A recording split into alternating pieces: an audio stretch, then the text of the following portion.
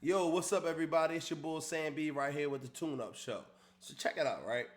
Now, everything that's been happening within the last, I will say, last few weeks, especially with this Nashville shooting, uh, this transgender individual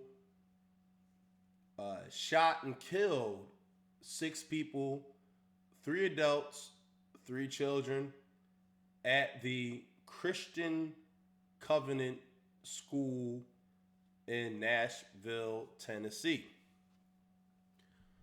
Now, if you've been following my channel, I don't stray away from anything. I don't.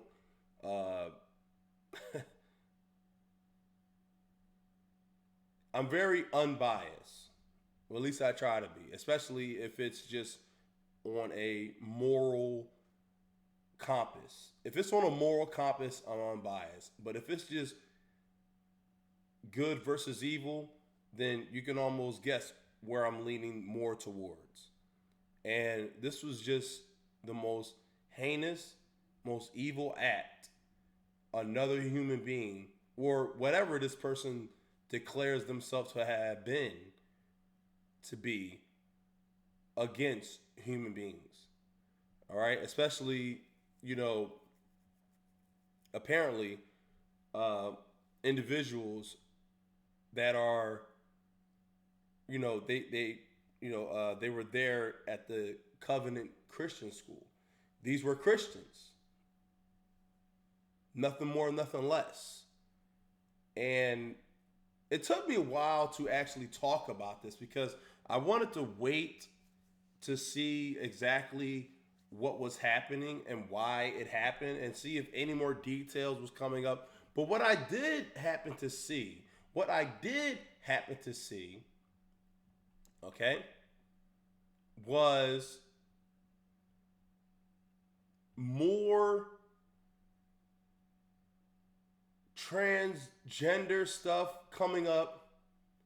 Uh, the transgender movement actually became more aggressive. All right, they became more violent, and to the point they are willing to kill for their ideology, whatever they believe in. Let me tell you something, transgender community. You do not have the right to kill or to even disrupt civilization because of your beliefs.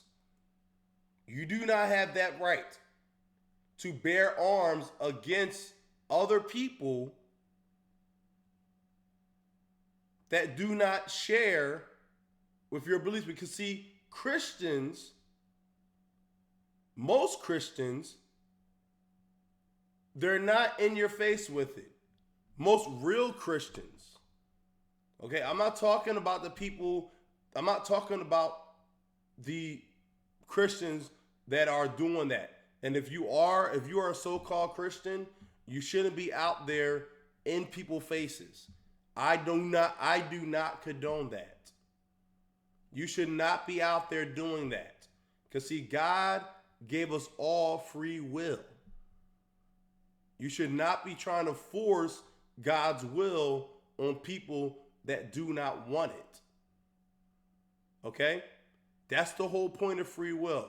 Free will is free will because it's free will. Okay? That person has to be freely and has to be willingly, body, mind, and soul, to do what they want to do. That's what free will is. So what are we talking about here? Are we is this just another school shooting? Hmm? What is this all about? Now, I'm not saying anything what people don't know what it is, but I'm going to go through a few videos and I'm going to work it out with you.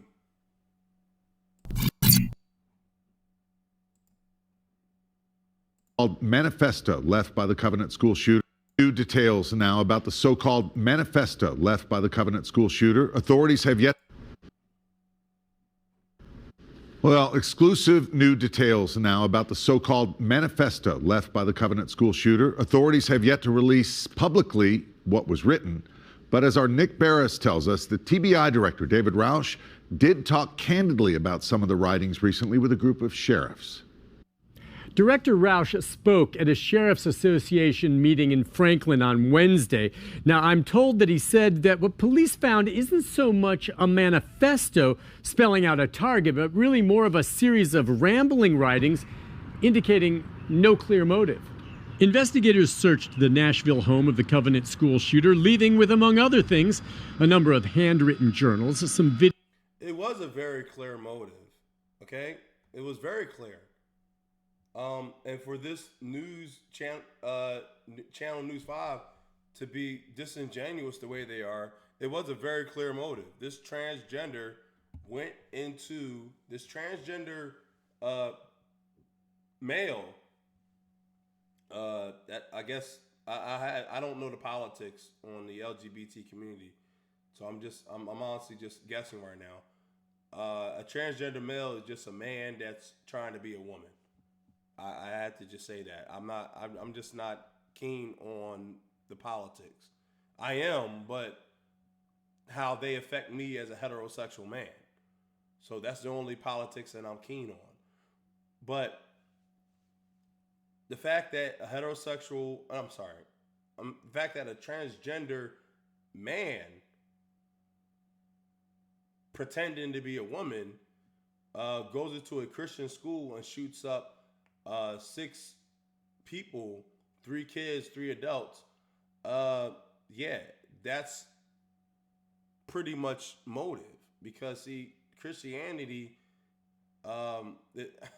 it's pretty much clear in the Bible of how God feels about transgenderism, homosexuality, and lesbianism.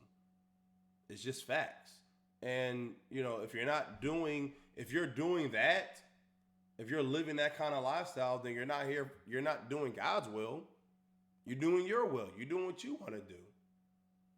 Okay? It is what it is. Videos and computer hard drives. Director Roush told sheriffs that the review so far of the material finds that the killer did not write about specific political, religious, or social issues. In fact, a primary... He didn't have to. He didn't have to, because it was already said in his actions. Okay? He's a transgender male trying to be a female. He went into a Christian school and he shot up 6 people that worked there and that attended there. 3 kids, 3 children. So he didn't have to write about anything. His actions already proved why he was there. And I'm saying he because that's exactly who the hell he is. It's a damn he pretending to be a damn female. Focus in the journals is on idolizing those who committed prior school shootings. The killer appears to have followed their lead, planning for months and acted alone.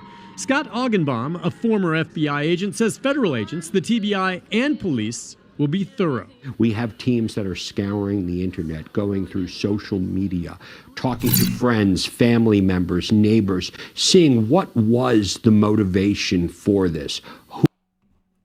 There was no motivation. I mean, there was enough motivation, and I'm cutting them off right now because this is all jargon. This is all media jargon to just try to get you enticed, to just get everybody like they don't know. You know what? I'm gonna go ahead and I'm gonna let you see this guy's face. This is just a still shot of this guy's face. Even he knows it's an act. I mean, no one talks like this. We know what this was about. All right, we already know what this was about. So the fact that they said, "Oh, this is a manifesto," and they're coming out with it. They're saying, "Oh well, he had a manifesto."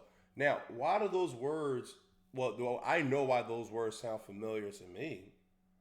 Because see, I did a video on the movement of the LGBT community politics and the transgender movement. Okay?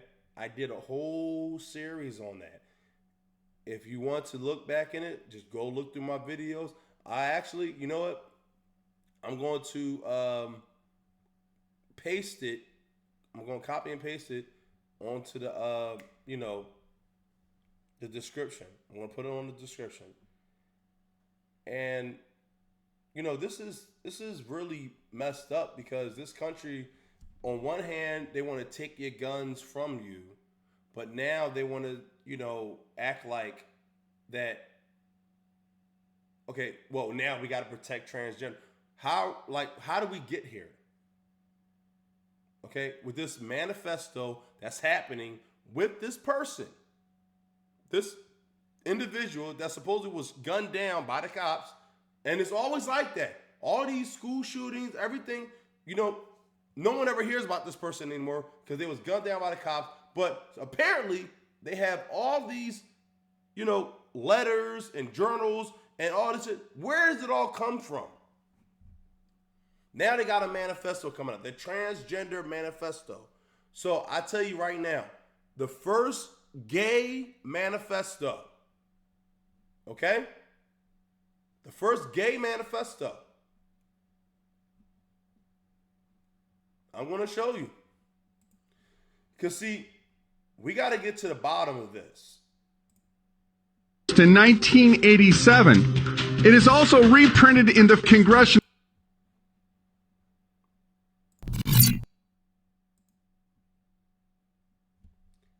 This is part of the LGBT movement. This is the Gay Manifesto by Michael Swift, first published in Gay Community News, February 15th through the 21st in 1987.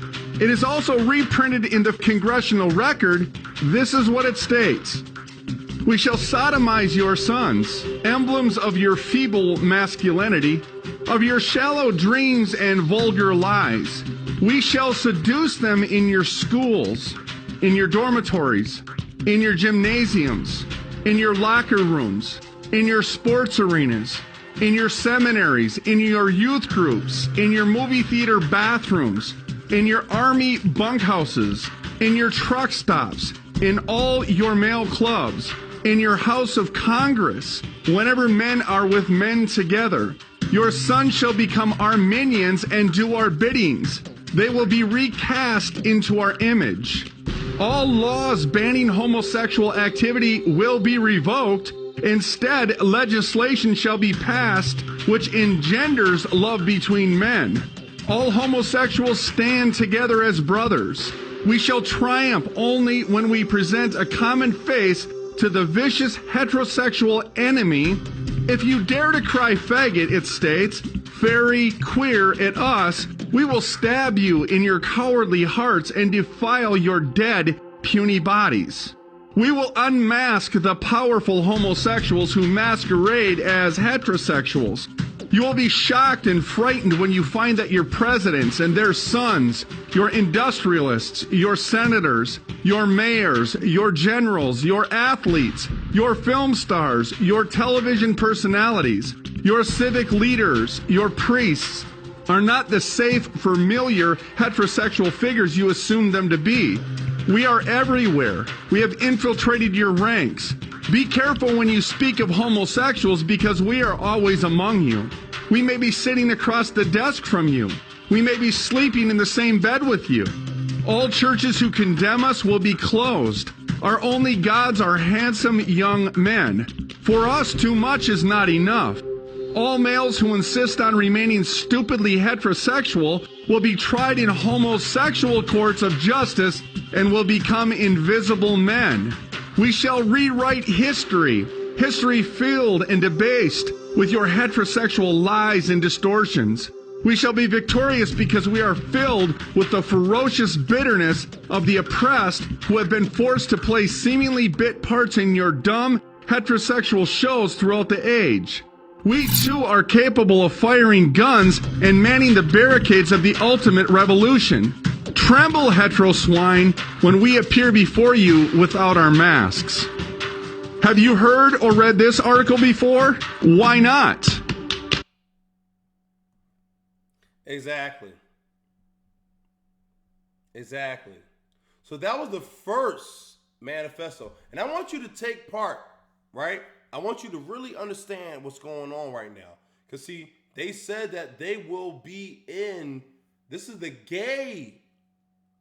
homosexual manifesto that was written in 1987 out of a gay newspaper outlet.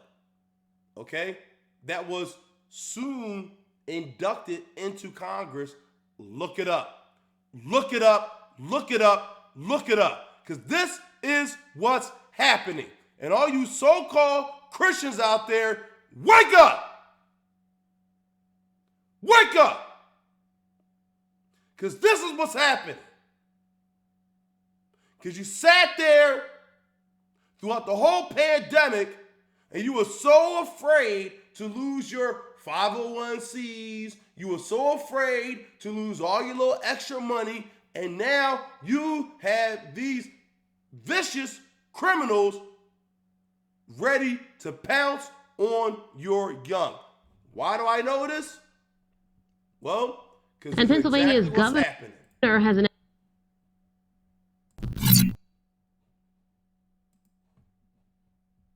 now more than $5 million in funding to help religious organizations combat hate crimes. Eyewitness News reporter Alicia Roberts is in Doylestown, where she caught up with religious leaders today to ask them about this. Alicia. Natasha, good afternoon. The pastor of Salem United tells me because you often don't see many churches that openly display the rainbow flag out front, it has made them a target, and that this money is critical to helping them safely continue their mission. In 2017, Salem United Church of Christ voted unanimously to become an open religious center and began displaying the rainbow flag outside its Doylestown congregation, proud to welcome all people. We really see ourselves kind of as a sanctuary, a safe space. But that symbol has also been a target. They get torn, they get broken off at the pole, sometimes they just disappear. Pastor David Green says he's had to replace the flag about a dozen times so far and showed me the storage closet where he keeps extras. I just order them in bulk. So we have... Right now, we're actually kind of low. Religious director Amy Krulik also has witnessed hate crimes in her 2 decades plus career. Terrible, curse-filled hate speech directed at Jews and swastikas all over our building. Now as the executive director of Mainline Reform Temple, she says her team often gets criticized. Now, she's just said that, okay, Jews, swastikas, whatever, okay? Now, this is Mainline. I actually know what this church is, actually. Like, I know exactly where this is. And why do you think that's happening? I'm going to let you continue. I'm going to let this continue. For signs displaying its advocacy for racial justice. Some people have said that, we should take it down. It's been up there long enough. FBI data shows hate crimes peaked in 2020. It's why news of more than $5 million in state funding earmarked for safety improvements, including lighting and video surveillance along with cybersecurity, is needed now more than ever for those who remain undeterred in the face of hate. We just keep putting them right back up. We order them in bulk. And you see how they do it? You see how they, intertwine Black Lives Matter and LGBTQ plus community? They intertwine it all together, and now they got the churches into it. Let me tell you something, buddy, whoever you are, you are not, you guy, you are not a servant of Christ. You are not a servant of God. You are a servant of Satan. That's what you are. You're a servant of Satan. You are not a servant of God. In Pennsylvania, Philadelphia better repent. Because, see, you got jackasses like this guy that's more than willing, Salem, whatever, and Salem is on record to have been filled with witchcraft and witch hunt. You okay? The whole witch hunt in Salem, Massachusetts. All right? So now you got a Salem United in Pennsylvania. Let me tell you something, Philly. You better wake up. Black men in particular, you better wake up and stop following these liberal cultures, these liberal stuff. Men all like, wake up. Wake up. Because see, man, I didn't do anything on this whole transgender thing because I did it before last year. And now it's coming to a head now. Now it's here now. Okay, so I knew about this not a year ago. I knew about this years ago. Okay, this is it. This is it. Because it all starts out in Hollywood, and they want to say everything. Oh, well, it's just funny. Oh, a man dressing up in drag, and a man putting, Tyler Perry, and you got Martin Lawrence with Big Mama's House, and excuse me, I burped. You got Martin Lawrence with Big Mama's House, and you got all this. It's all ha, funny. Eddie Murphy, Rasputia, funny. And look, I ain't gonna lie, I laughed at that shit too. Okay? So I'm not gonna sit here and act like I wasn't laughing at it too. But you know what? That's how it starts. It starts off as a joke. It starts off as a joke, and then it goes into, well, let's just try just a little bit. Let's try just a little bit. I'm not saying that the LGBT community is not full of kind, nice-hearted people. I'm not saying that. And look, like I said, I met plenty of gay men and gay women that I didn't even know they were gay. But see, that goes with the deception. Because see, these people train themselves to be in heterosexual environments so they can infiltrate. That's the whole point. You don't believe me? You don't believe me?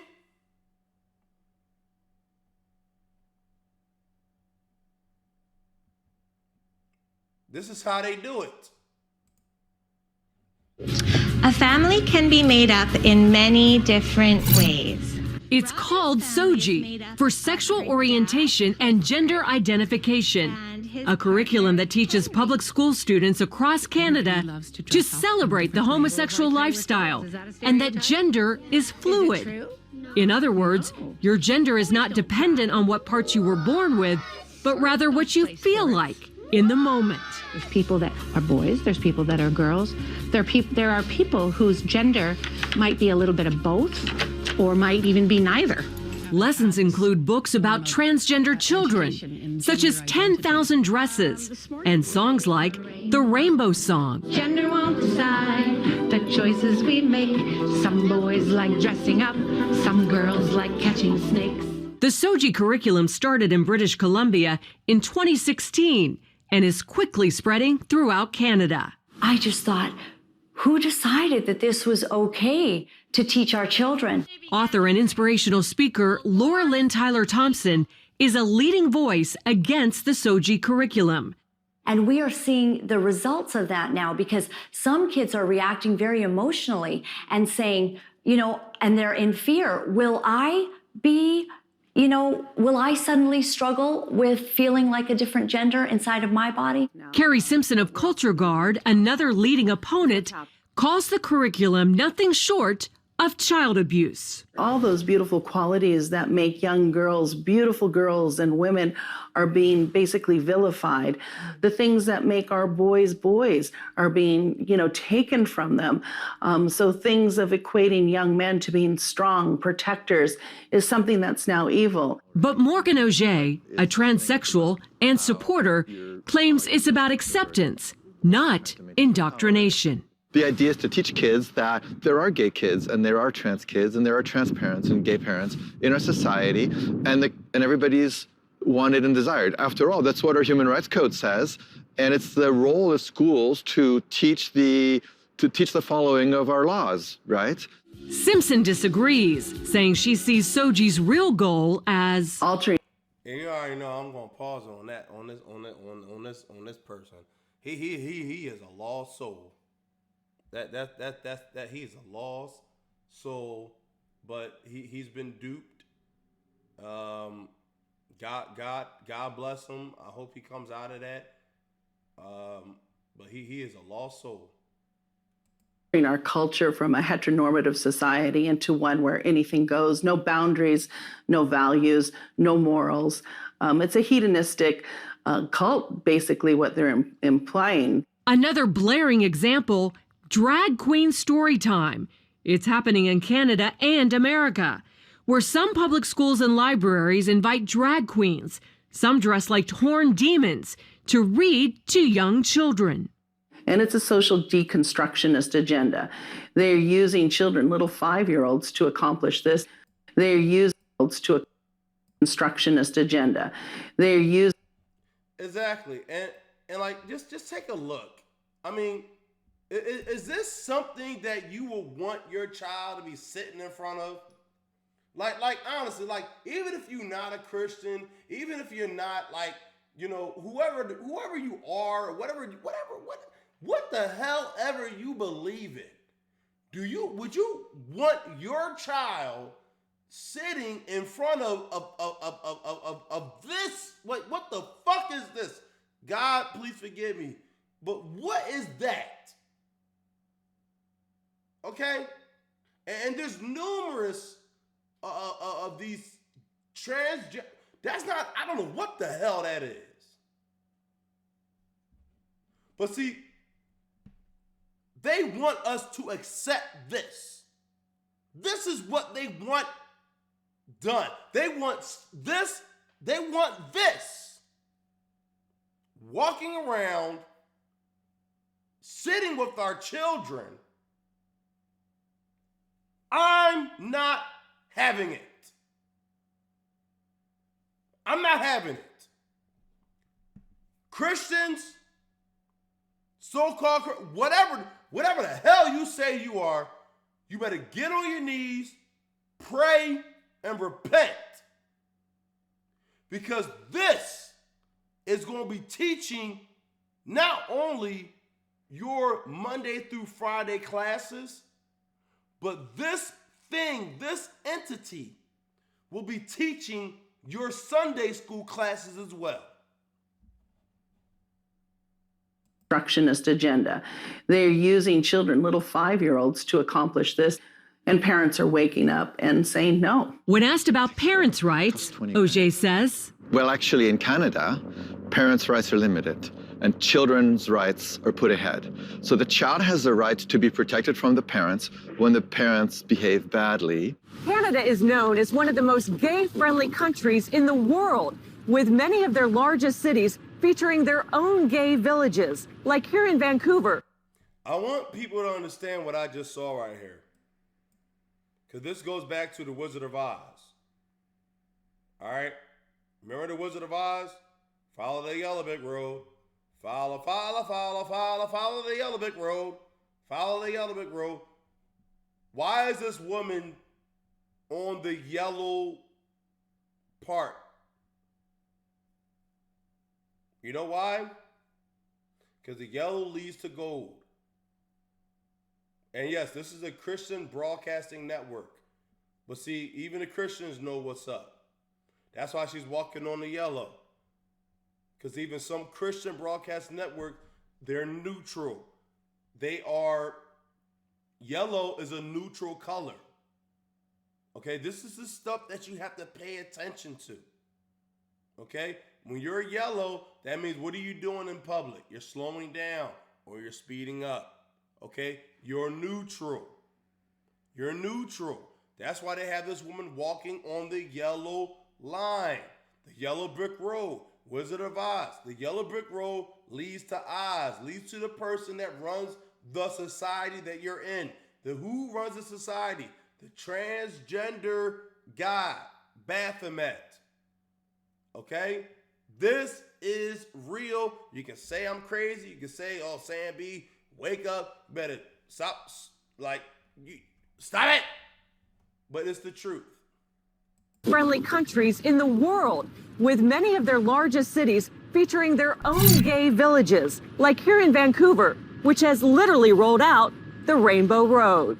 Most gays, like village resident Dave Davy DiCarlo, support Soji and limiting parental rights. The change that we have to see is sometimes the parents and the kids are doing actually really okay. This is very scary stuff. Longtime Vancouver area pastor Kevin Kavanaugh says this is far more serious than most Canadian Christians realize. Our problem is not the teachers, the educators, the administrators. This is a battle in the heavenlies. He says Satan is going after their most vulnerable, the children. And the little girl came home in tears because the teacher had told her, since she was playing with some toys in the class that were deemed to be masculine in nature, that she was likely a boy in a girl's body. The mother went to the school the very next day, and instead of having any sort of tolerance or support or understanding, she was actually called names. She was told that she was a homophobe, that she was a bigot. With that in mind, Tyler Thompson, Simpson, and Pastor Kevin are spreading their message across social media. And you know what? That's the truth. It is. It's exactly what's happening now. They're definitely going to flood my YouTube with a bunch of transgender stuff now, thinking that I'm just for it. I'm not for it. Honestly, I'm so against it. I don't know if I could ever be for it because I'm so against it. I'm just going to end it here. You know, okay? And it's so much going on. I may just have to do another video. I mean, like, I want to see. That's how you know, like, you know, when they do this stuff.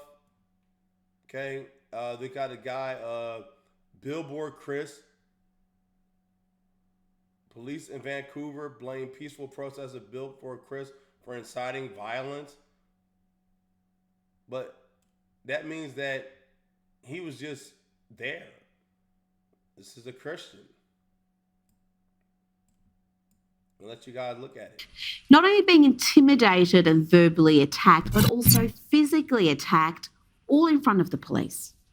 So it's cowardice, buddy. All around.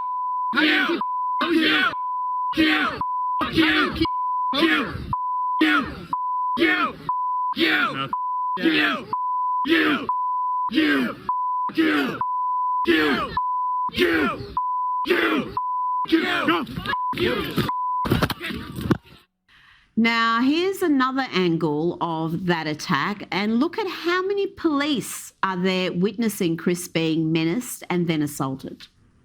People probably want, how do you keep your What? How do you keep posure? Nothing.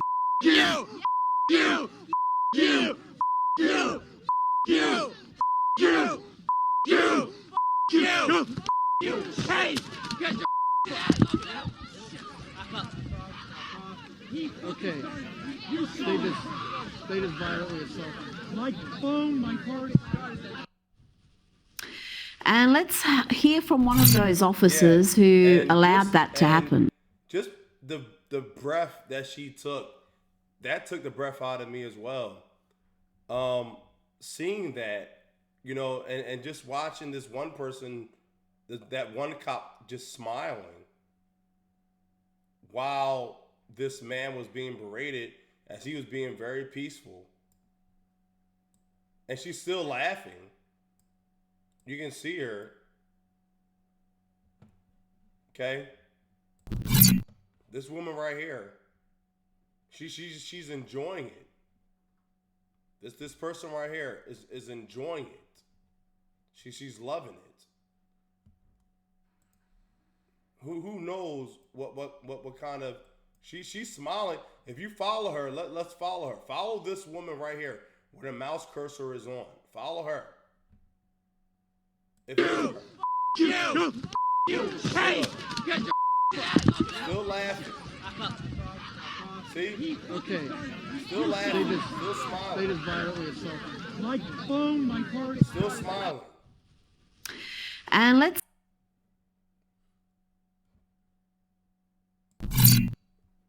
Here's the thing.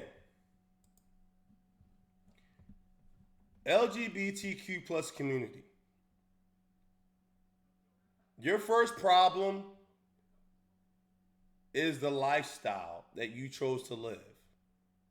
Nobody, no heterosexual man or woman cares about your lifestyle. You care more about the heterosexuals' lifestyle than you do about your own.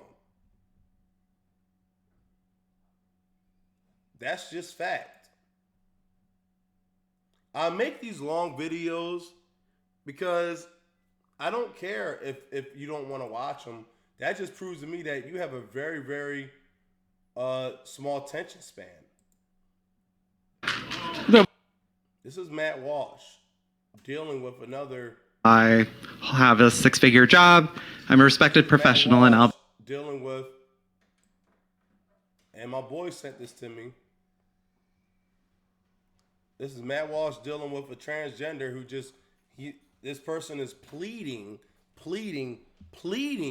to be accepted by not only, you already been accepted by society.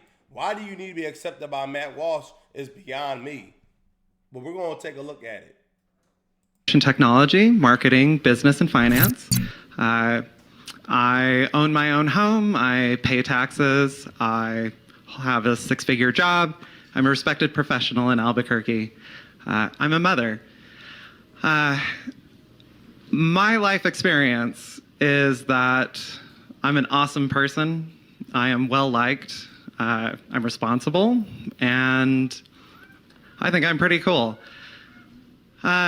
You touched on something. You said something earlier that for you, when somebody calls you a man, it doesn't faze you because, like, you just know that you're a man. That was interesting to me because I feel the same way about my identity as a woman. My question leading up to this, you've asserted that no one would ever see me as a woman, that nobody would ever see or could see a transgender person as a woman.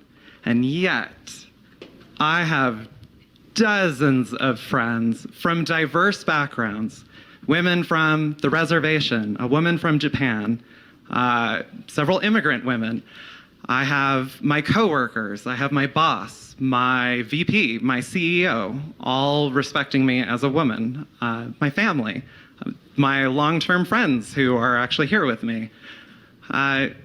All of these people assure me, like, I'm a woman. They'll tell me, girl, like, there is no way you are a man.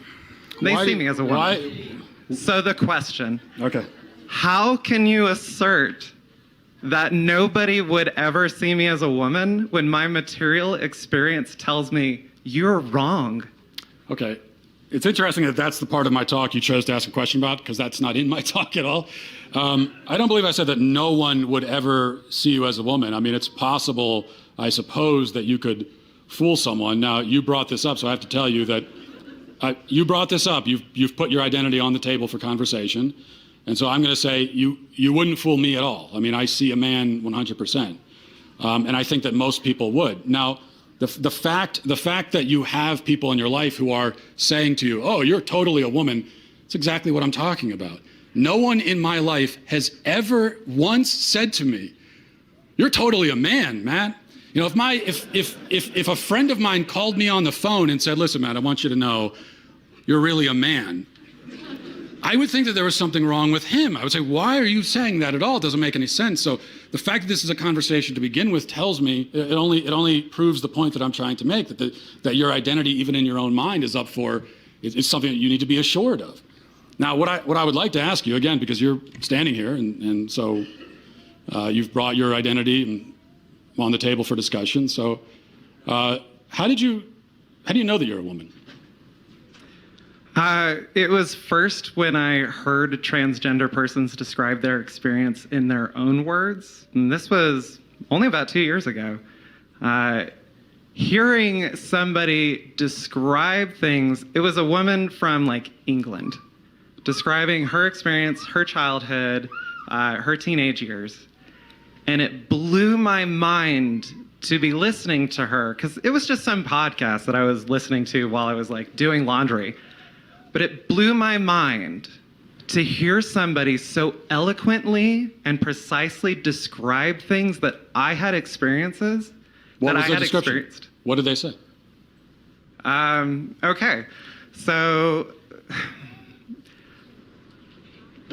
I am honestly hesitant. I know that you touched earlier about the difficulty that transgender women might have in describing their identity, but I want to state, I honestly don't feel that you would engage. Did you see that poo-poo look that transgender just gave Matt Walsh? Now, throughout this whole thing, and I'm going to end it right here. This is it. I'm done. Because see, let me tell you something.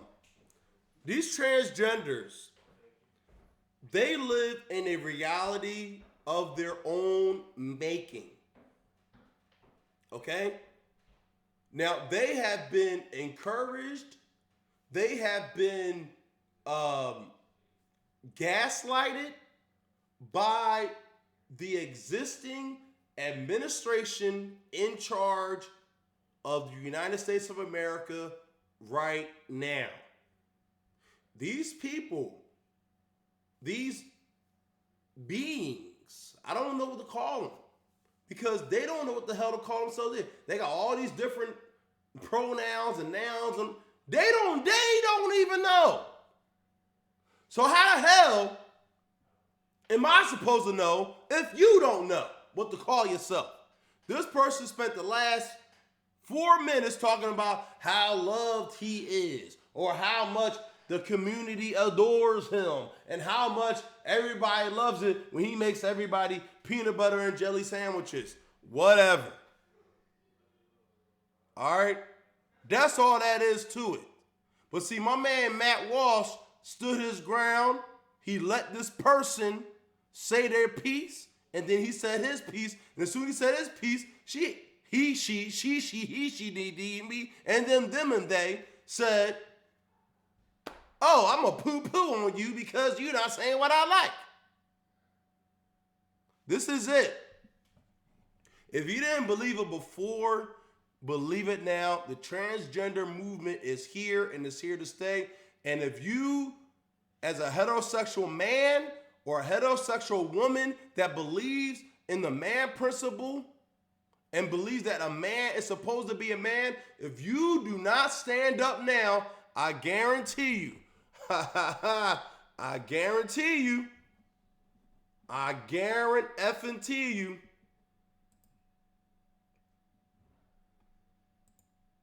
all right? Vancouver. I guarantee you,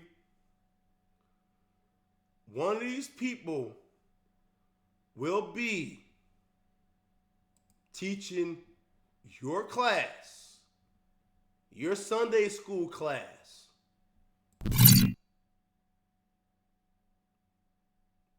soon to come. Stand up for your children. Stand up for the people who can't stand up for themselves. This is not only a physical war, this is a spiritual war. And I don't care how long this carries on. I don't care how long this is, because this needs to be said. But you know what? I'm done. I'm Sam B. This is the tune-up show. And if you don't like what I have to say, if you don't like what I'm saying, if you don't doing this, he said, Sam B, you full of it. Oh, Sam B, you're transphobe. Sam B, you're homophobe. Sam B, you're lesbianophobe. Sam B, you need to go get a girlfriend. Sam B, you need to go get a wife. Well, guess what? I had a girlfriend. I had wives. And guess what? I'm still telling the truth. And I can call them up today or tomorrow and tell them what I'm doing. And they said, keep going, do what you got to do, Sam B. Call me when you're done. And I'm out of here. Peace.